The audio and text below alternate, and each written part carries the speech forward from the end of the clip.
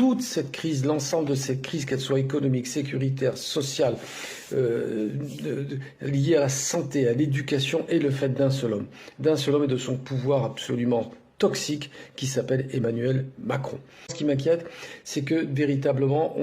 des jours assez sombres s'annoncent qui risquent de se caractériser par des troubles sociaux assez forts. C'est assez inéluctable. Et moi, tout ce que je souhaite, c'est un vœu que je formule, que je tenais à formuler sur cette plateforme, c'est que mes anciens collègues, les fonctionnaires de police de la base qui vont se retrouver en première ligne, aient bien conscience que ce qu'ils risquent d'avoir à défendre au cours de manifestations qui ne manqueront pas d'être violentes, c'est un État, c'est un pouvoir qui est foncièrement, fondamentalement corrompu. Et cette corruption, elle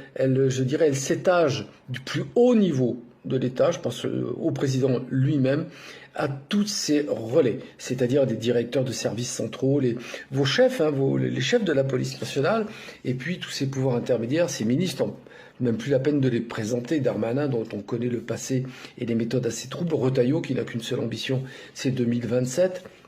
Donc, moi, ce que je crains, et c'est un souhait que je formule, c'est que mes anciens collègues, que tous les flics qui sont sur le terrain ne se laissent pas aller et ne perdent pas leur honneur. Ne perdez pas votre honneur parce que, tout simplement, tous les autres l'ont perdu. Que ce soit les cadres de la police, comme je viens de le dire, ou même les cadres syndicaux qui ont été pris à toutes les bassesses pour grappiller des avantages en nature ou des avantages pécuniaires, ne vous mettent dans une situation totalement improbable. Il serait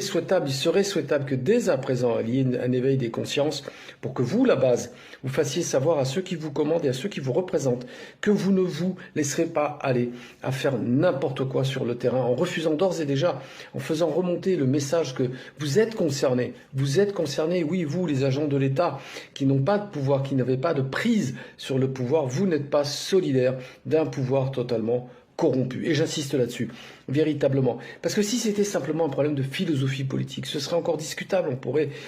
parler, discuter, opposer les points de vue, les options politiques des uns des autres, voire les options philosophiques. Mais quand il ne s'agit que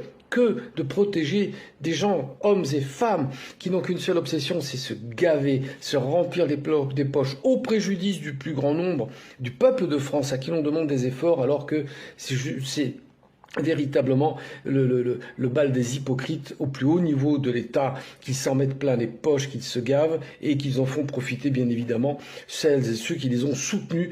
pour les élections qui se sont écoulées. Je pense aux grosses fortunes qui manipulent, qui jouent, vous savez, comme un marionnettiste jouerait avec des marionnettes désarticulées et qui se jouent de pantins comme